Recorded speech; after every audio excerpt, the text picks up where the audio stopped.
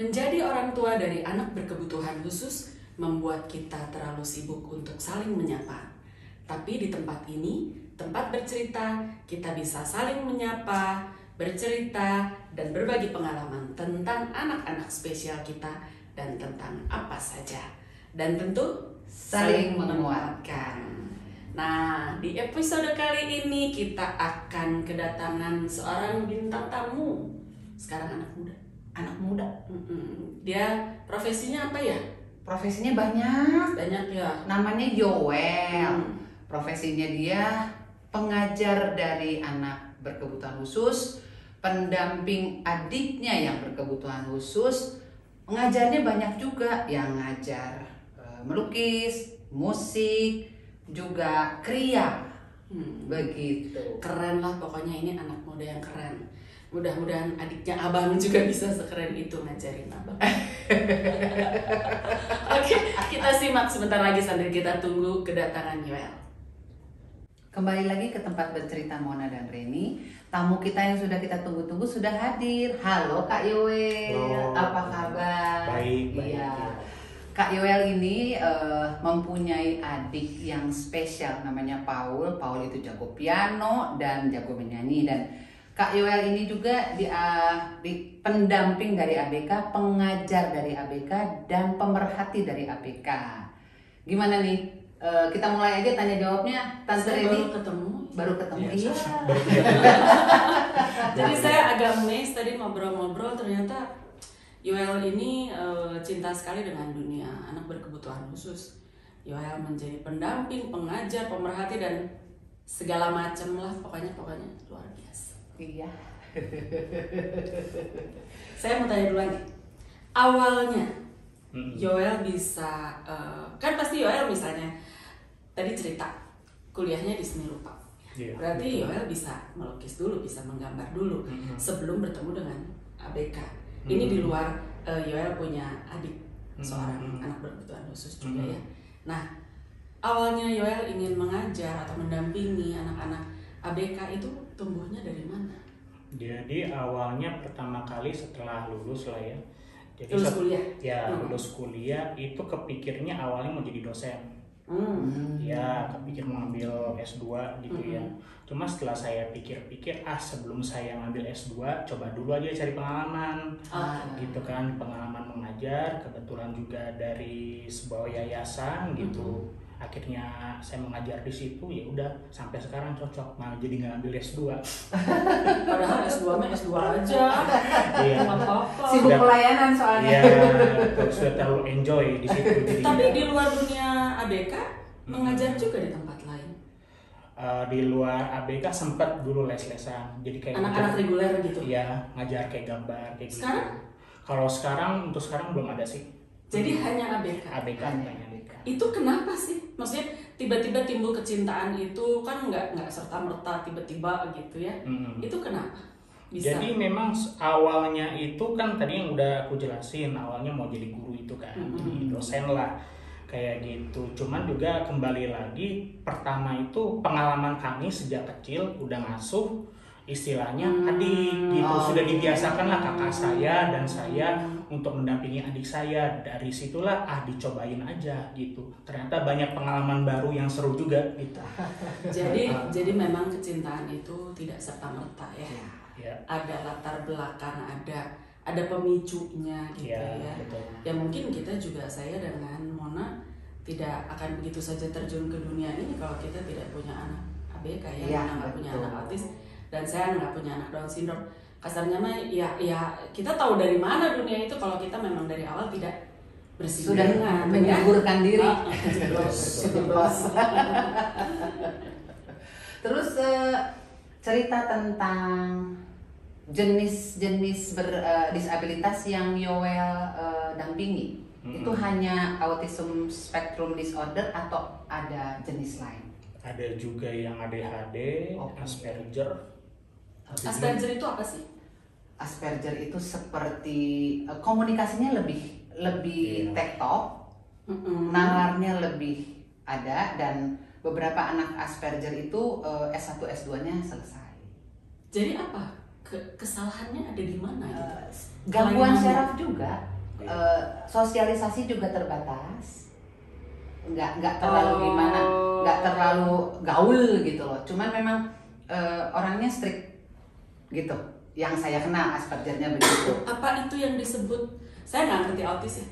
Apa itu yang disebut dengan mild autism atau berbeda? Oh beda ya. Berbeda. Oh, beda lagi ya. Ya. Terus kalau yang Asperger itu gimana melukisnya? Ya biasanya hampir mirip sih kayak yang sindrom autis segala macam. Kita lihat juga dulu kecenderungannya seperti apa, kayak begitu. Istilahnya dia senangnya seperti apa, baru kita arahin ke arah situ. Oh berarti nanti kita tayangkan ya hasil karya berikutnya ya, supaya kita bisa lihat kan gitu. Sahabat Monar ini juga bisa lihat ternyata anak-anak dengan kebutuhan khusus ini juga kan hasil yang paling menjulang tinggi itu apa tuh dari anak-anak ini? Misalnya pameran di mana atau pernah menjadi penghargaan apa gitu, dapat award apa gitu. Hasil yang paling menjulang dari pengalaman Yoel mendampingi anak berkebutuhan khusus itu apa? Ya kalau hasilnya ya paling dulu dari komunitas ya mungkin pernah juga sampai masuk acara Inakraf ya. Oh iya, Inakraf di Jakarta. Betul. Terus juga salah satu murid saya di Yayasan Percikin Sani ya itu juga pernah tembus juga Galnas ya, Kevin itu. Apa itu Galnas itu? Galeri Nasional. Oh, Galeri Nasional. Ya kebetulan ada pameran seleksi gitu yang buat anak-anak special need ya tembus dia. Tembus Galnas. Keren. Selain melukis apa lagi yang biasanya Yoel? Musik atau apa yang bisa mendampingi anak ABK ini? Ya paling selain dari kayak seni-seni kayak gitu ya paling musik sih. Musik ya. Mereka juga ini ya di musik ya ada talentanya ya. Lebih banyaknya kalau saya ngebantu adik sih ya. Karena adik juga lebih passionnya ke arah musik. Adiknya apa sih?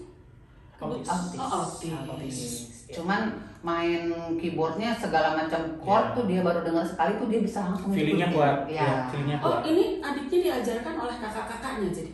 Oh enggak, memang juga dulu itu sempat les gitu. Les di siapa?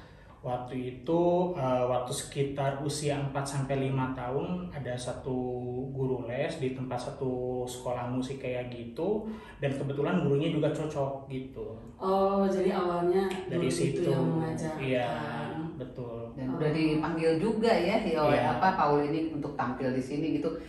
Apa sih istilahnya yang saya amazed tuh kalau melihat Paul tuh dia bisa mengiringi kita menyanyi walaupun dia chordnya baru kenal gitu loh. Dia langsung tahu. Betul. Feeling yang kayak gitu kan jarang kan, anak normal juga belum tentu bisa.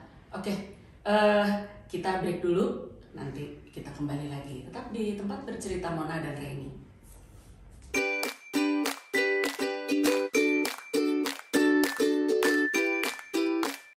Kembali lagi di tempat bercerita Mona dan Reni masih dengan Yoel, seorang kakak dari anak penyandang autis yang jago banget main pianonya. Katanya saya juga belum pernah lihat. Nanti kita minta tayangannya ya. Paul lagi main sambilnya. Aduh itu keren banget. Umur berapa Paul sekarang? Paul itu usia 25 ya nggak salah. Oh sudah dewasa. Tadi ikut nganter. Saya nggak tahu ya. Main di mana aja? Pernah main di mana aja? Kalau dulu itu banyak kan waktu pas masih dia gabung di komunitas itu ya banyak lah tampil di acara-acara disabilitas, acara-acara disabilitas ya. Gitu. Tapi kalau untuk sekarang karena kebetulan juga lagi masa pandemi lah ya, akhirnya kami keluarga menciptakan acara sendiri lah ya. Bikin band sendiri. Itu yang penting ya. Jadi ngeband-bandan sendiri lah ya. Itu keren banget ya. Ya terbukti support system dari keluarga ya, orang-orang terdekat itu memberi influence yang luar biasa gitu untuk seorang anak berkebutuhan khusus. Bayangkan kalau sudah masa pandemi, kita aja bosen, apalagi mereka gitu, lalu kita nggak ngapa-ngapain gitu. Apakah dia mungkin bukan stagnan lagi, dia akan mundur mungkin. Ya. Jadi untuk para orang tua, pendamping atau siapapun, jangan bosan-bosan. Kita harus kreatif, harus menciptakan apa ya yang bisa membangun suasana lah, supaya kita nggak bosan, apalagi anak ABK-nya juga tetap terpacu untuk ada progres. Iya. Kita mau terusin bicara soal yang anak-anak juga suka, agro. Seberapa menariknya agro? Jadi sebenarnya Yoel ini apa? Yoel ini sebenarnya guru. Musik, apalagi tadi melukis, terus sekarang agro. Saya pernah nanam tahu hidroponik ya di rumah, tapi jadinya cuma segini. Masih belajar aku juga situ. Kan kalau lihat aku segini ya. Iya. Kenapa ya aku mas segini? Tapi ya. Oke aja gitu loh. Seberapa menariknya agro ini untuk Paul? Kalau untuk agro sendiri, untuk Paul itu justru belum ada interest sama sekali, karena dia tipenya itu agak kurang suka dengan yang kotor-kotor. Oh, tanah. Ya, betul. Paling ya kadang-kadang kebetulan juga di rumah juga punya kolam terpal yang buat ikan nila. Kadang-kadang ya Paul ngasih makan, paling kayak gitu. Oh, tapi sudah mulai tertarik ya? Iya, kalau dibilang tertarik banget mah belum, cuma masih by instruksi lah daripada kita gitu. Untuk kan ngasih tanggung jawab lah. Sebetulnya kan mereka nggak harus bisa segala macam. Enggak, iya. Cuman karena bisa piano aja udah luar biasa. Iya, terkungkung di rumah kan nggak bisa kemana-mana, jadi ya main piano aja. Oh iya betul, main piano. Selain main piano, melukisnya enggak ya? Melukis sih. Melukis juga. Nah kalau melukis itu yang ngajar kakak-kakaknya? Iya. Saya, orang tua saya, ya gitu. Ya. Orang tua mendampingi, betul. Jadi mau nggak mau orang tua juga dipaksa bisa gitu. Harus ngertiin seni-seni. Aduh senang sekali ya Paul, maksudnya ya saya selalu bilang Tuhan mah nggak pernah lalai untuk menyiapkan. Betul. Saya punya anak Down syndrome, saya dikelilingi orang-orang baik, saya dapat terapis bagus, Mbak Ani, halo Mbak Anik. Terus ada terapi bicara, ada teman-teman komunitas yang luar biasa support. Mona juga punya Abraham, disiapkan semuanya. Iya, betul. Paul begitu punya disiapkan keluarga yang support. Jadi Tuhan mah nggak pernah main-main ya. Terus kalau betul. Kalau Doti tugasnya apa? Kakaknya yang perempuan. Doti kakaknya yang perempuan. Yang paling tua. Doti itu dokter ya? Iya, dokter. Itu di mana lahan dia untuk Paul? Biasanya kalau untuk kayak selama pandemi ini, kebetulan kan Paul itu cukup senang makan, dan cukup senang. Saya juga senang makan. Senang ngemil gitu. Jadinya kadang-kadang akhirnya daripada kita beli kue keluar, akhirnya kita belajar sama-sama bikin kue.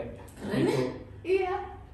Keren, bikin kue yang menyehatkan gitu, yang sehat, yang cocok buat Paul. Yang cocok jadi kue bolu berdasarkan pakai gitu. Oh itu Doti. Ya, betul. Senang banget. Kebetulan kan kayak kakak juga kan ngulik-ngulik masalah gizi juga.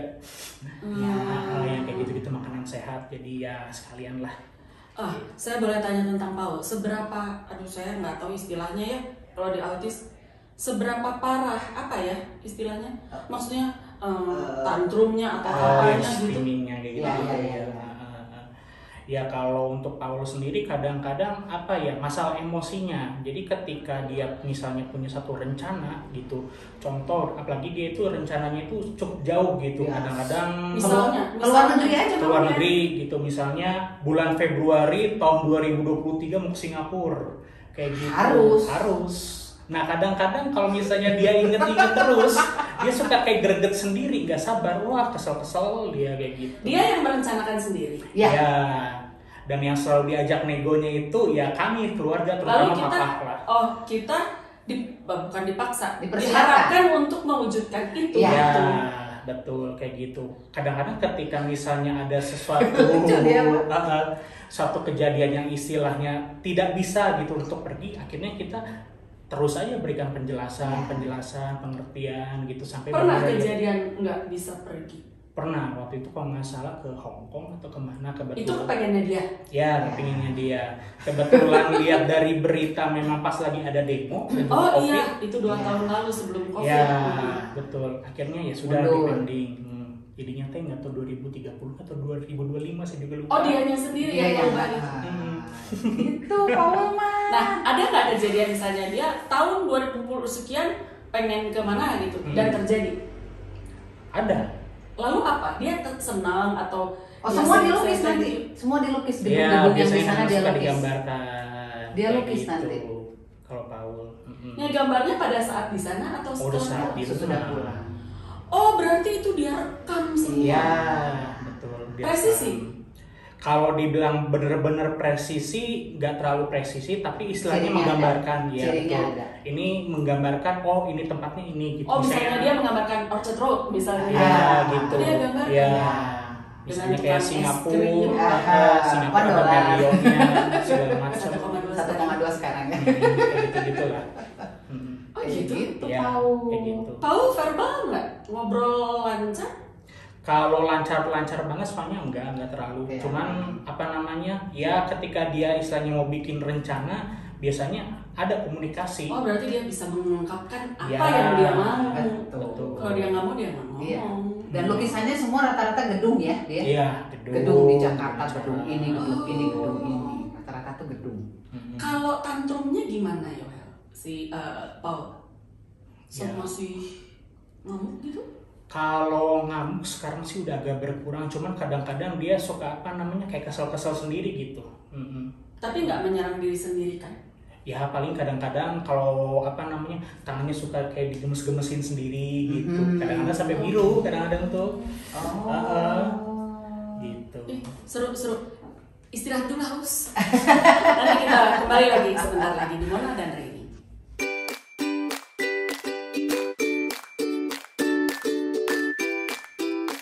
Kembali lagi ke tempat bercerita Mona dan Reni. Kita lanjutkan lagi pembicaraan kita dengan Yoel yang luar biasa ini. Kita mau bincang-bincang tentang akademiknya Paul. Dari awal gimana tuh Yoel?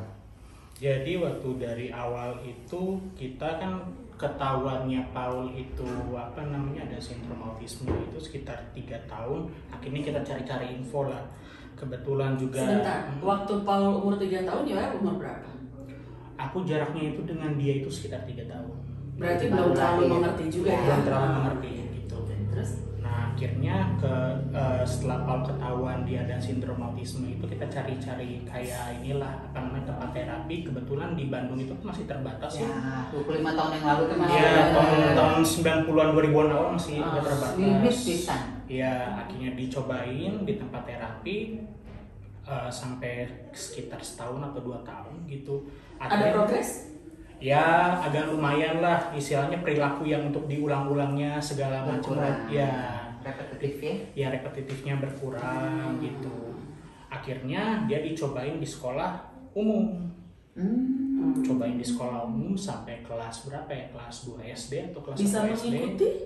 Nah itu agak keberatan di beberapa mata pelajaran. Oke. Ya. Tapi penerimaan guru dan teman-teman gimana pada saat itu? Ya puji Tuhannya cukup baik sih ya. Jadi oke. Jadi apa namanya lingkungannya juga cukup mengerti support. Kayak begitu. Nah setelah dia agak keteteran nih ya berarti ya di sekolah, lalu apa yang dilakukan? Ya akhirnya kita coba cari-cari info tentang istilahnya sekolah-sekolah yang lebih mengarahkan dia ke arah skill. Kayak gitu. Ya udah dari situlah sampai sekarang. Pada tahun itu kemana sekolahnya? Nggak ada. Sekolah apa maksudnya skillnya? Setelah keluar dari sekolah umum itu lalu kemana? Sekolah lagi? Apa namanya setelah dia keluar dari sekolah umum itu istilahnya dia sempatlah beberapa tahun itu di lingkungan kita aja dulu lah ya, di lingkungan kita dulu, baru kita cari-cari info skill center gitu. Jadi sekolah formalnya hanya dijalani sampai kelas 2 SD. Iya, 2 SD kalau nggak salah, betul. Atau 3 lah. Betul. Jadi betul-betul nggak mengejar akademik ya. Iya. Sebetulnya ya juga sih. Iya, kalau memang dia belum mampu di sana ya kita alihkan ke skill center. Kan tiap anak beda-beda. Iya, mencari potensi aja. Betul. Kan kadang banyak juga orang tua yang memaksa untuk anaknya mempunyai ijazah SD, SMP, SMA begitu. Salah satunya saya. Oh, oke, tidak apa-apa. Tidak apa-apa itu. Tanggung udah punya ijazah SMP gitu, udah sampai SMA meskipun sebetulnya udah nggak akan ngerti atau belajar fisika ya. Betul. Lo lihat tadi ujiannya kan Eke yang ngerjain. Iya. Dia cuma seneng pelajaran agama saja. Karena dia pengen jadi pastor. Fisika, matematika, bahasa Inggris saya ngerjain. Gitu. Jadi cuman kan Kagok udah kelas 3 SMA. Ya, gitu. sedikit lagi lah gitu. Minimal tamatin sampai UN lah ya. Sebetulnya itu cocok untuk anak-anak reguler ya, orang tua udahlah Kagok lah gitu ya. Ternyata saya juga begitu sama anak sindrom saya, jadi gimana tuh ya. Betul. Jadi agak-agak beginilah gitu. Dilema, soalnya katanya bisa kuliah kok, ada yang terima kok meskipun jurusannya mungkin terbatas ya. Kayak apa sih? Desain biasanya, terus musik, lukis, sama satu lagi apa yang di Widya Tama jurusannya ada satu lagi yang bisa tuh, ada lah.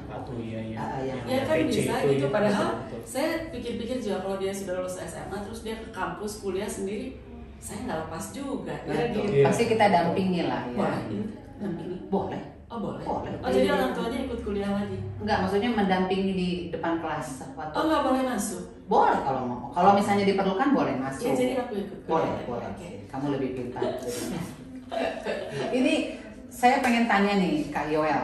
Di usia Paul 25 ini masih ada rencana apa dari keluarga untuk masa depannya Paul?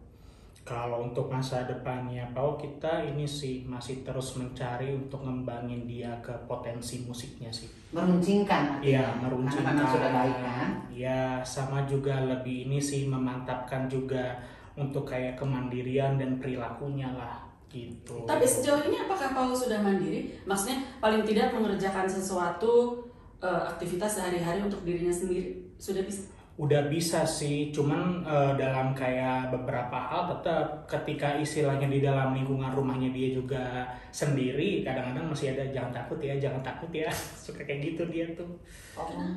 Gak tahu ya, mungkin dia lebih seneng suasana itu tuh rame gitu kalau di rumah tuh. Ya itu. Iya. Tapi aktivitas sejak bangun tidur, mandi, makan atau segalanya dia bisa lakukan. Jadwalnya udah bisa. Dia jadwalnya ada. Jadwalnya ada, betul. Oh dan dia harus runtut ya kalau selalu itu main terpola. Mandi jam segini, makan jam segini itu udah terpola. Iya, betul. Kalau geser gitu marah. Kalau anak aku marah. Iya, kecenderungannya kalau kayak misalnya ada geser kayak gitu, biasanya dia kayak ngedumel sendiri jadinya. Gitu. Betul.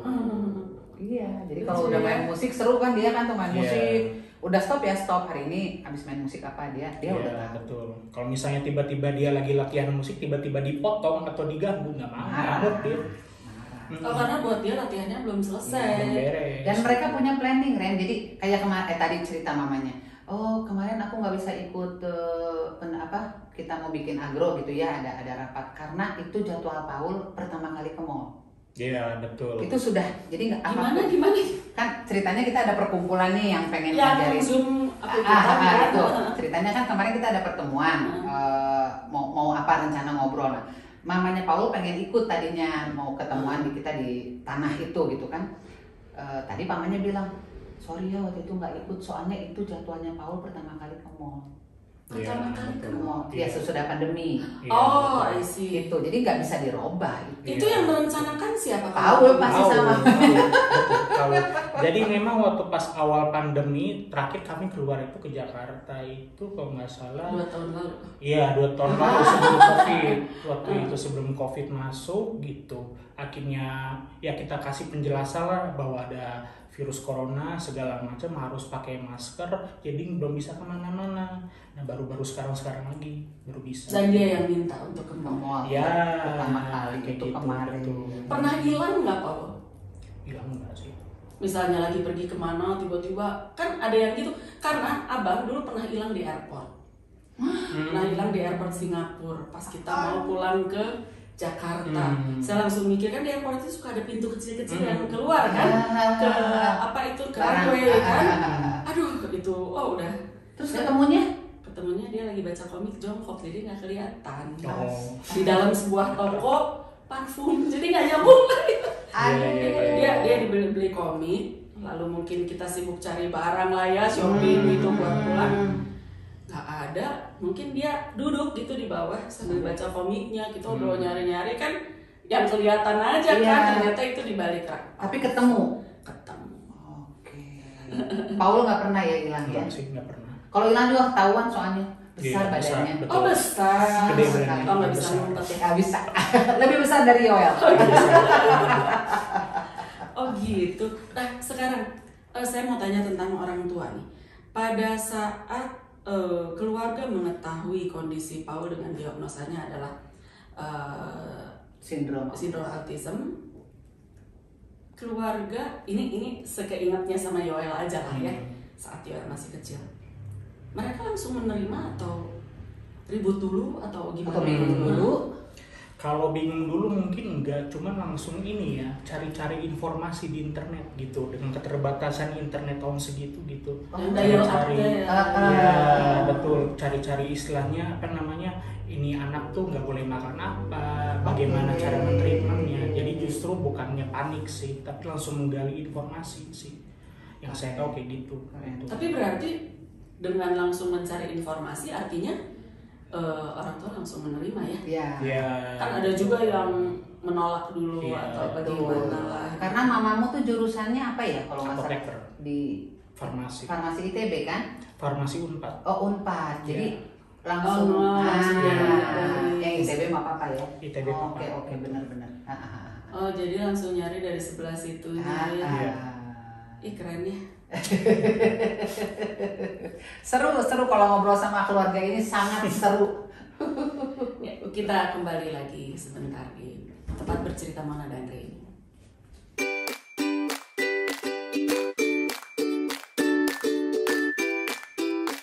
Masih di tempat bercerita Mona dan Reni. Yoel, ini saya selalu tanyakan ke setiap tamu-tamu kami yang datang ke tempat ini. Untuk Yoel sendiri, seorang kakak yang mempunyai adik dengan sindrom autism gitu, keresahan apa sih yang dia rasakan di dunia anak-anak ini? Maksudnya keresahan misalnya yang mengganjel gitu. Orang tua nih harusnya begini, harusnya pemerintah nih begini, atau mungkin ada keresahan apa? Oh paling kalau kayak keresahan ya ini aja sih, untuk ya paling kayak untuk orang tua yang ada di luar mungkin ya cobalah istilahnya belajar melihat sisi positifnya anak lah, bahwa setiap istilahnya kekurangan itu bisa menjadi suatu kelebihan gitu, tergantung peletakannya di mana gitu. Terus juga paling kalau kayak sarana-sarana yang dibikin sama pemerintah ya sekarang juga udah makin banyak sih ya, tinggal perlu ditingkatkan lagi sih. Itu mengenai orang tua nih, saya jadi pengen ada pertanyaan lagi satu. Kan Yoel banyak mendampingi anak-anak berkebutuhan khusus apapun lah itu pelayanannya. Pernah nggak ada kejadian sesuatu yang apa ya, yang tidak sesuai dengan ekspektasi Yoel gitu dari orang tua si anak yang Yoel dampingi? Ada aja sih, kadang-kadang yang kayak gitu ketika istilahnya apa ya namanya, orang tua itu seolah-olah dia mengerti anak tapi sebenarnya itu tidak gitu.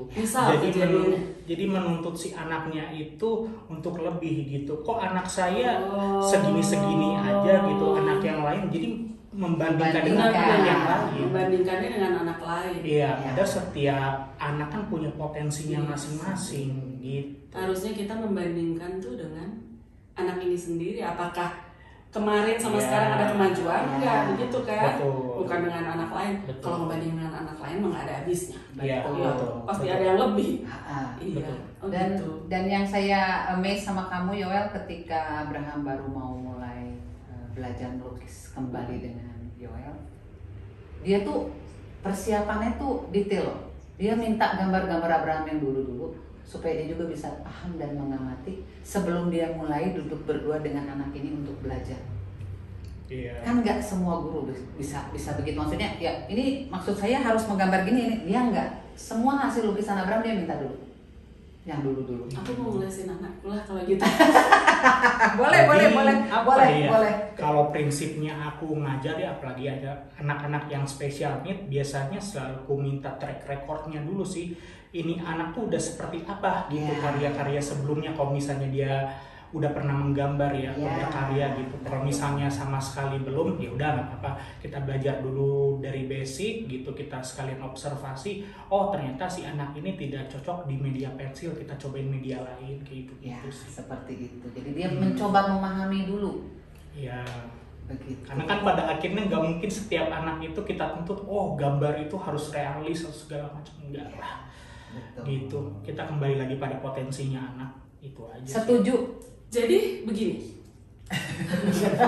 Kan potensi ya, potensi. Iya. Misalnya saya mau ngelesin anak saya nih. Padahal anak saya, ya saya nggak tahu punya potensi menggambar apa enggak, misalnya gitu. Yoel bisa nggak pada saat setelah berjalan akan ada momen nggak bahwa ya memutuskan anak ini mah nggak bisa gambar. Iya, betul. Oh gitu ya.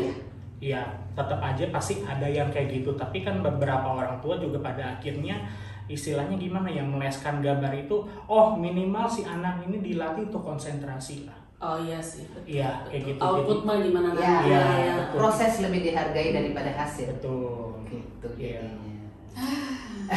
Saya jadi agak ini tercerahkan. Kan kadang anak kebutuhan khusus ini PR-nya banyak ya. Orang tua malah Betul. sering menuntut anaknya malah harus bisa segala macem Iya, gitu. betul. Itu yang itu bisa gambar yang itu bisa main drum dan kok bebannya jadi berat dibanding anak reguler. Anak reguler mah cukup bisa main gitar ya udah gitu kan. Kadang-kadang bebannya jadi terlalu berat. Betul. Saya suka gitu. Kadang suka, aduh udah maksimal belum ya itu sih. Iya. Udah maksimal betul. belum ya. Kan sayang ya kalau kita tidak memaksimalkan. Sambil kita juga nggak tahu sebetulnya ini anak mau apa enggak gitu. Iya, Belum tentu juga dia mau. Aduh terima kasih ya sudah datang ke sini. sama-sama. Terima kasih Dua ibu-ibu. dengan dua ibu-ibu yang terus ngomong. Siap, sharing, betul. Iya betul. Kita terberkati sekali ya dengan kedatangan Yoel di tempat bercerita Mona dan Reini. Oh saya punya quote nih. Quote dari seorang filsuf hebat dunia namanya Plato. I will teach children music, physics, and philosophy, but most importantly music. For the patterns in music and all the arts are the keys to learning. Yang kira-kira artinya, saya akan mengajari anak-anak saya tentang musik, fisika, dan filsafat. Tapi yang paling penting adalah musik. Karena pola dalam musik dan semua seni adalah kunci untuk mempelajari suatu hal. Begitu kata Plato, bukan kata saya. Sekali lagi terima kasih Yoel. Siap. Kita kalau ada sahabat Mona Reini mau kontak kami bisa di WA 0813 20 35 0013. Kalau ada yang mau tanya-tanya, kalau ada yang mau bintang tamu atau bisa komen di bawah. Oh iya, jangan lupa like, comment, and subscribe. Kita tayang setiap hari Sabtu jam 11 jam 11 maju. Soalnya ini anak-anaknya kalau jam 5 ya aku mau malam mingguan. Jadi siang aja tayangnya begitu. Oh ya kebetulan hari ini adalah hari Natal. Jadi Yoel dan kami berdua dari tempat bercerita Mona dan Reini mengucapkan Selamat Hari Natal bagi para sahabat yang merayakannya. Itu aja ya. Oke. Terima kasih. Terima kasih Yoel. Sama-sama. Terima kasih. Sampai jumpa.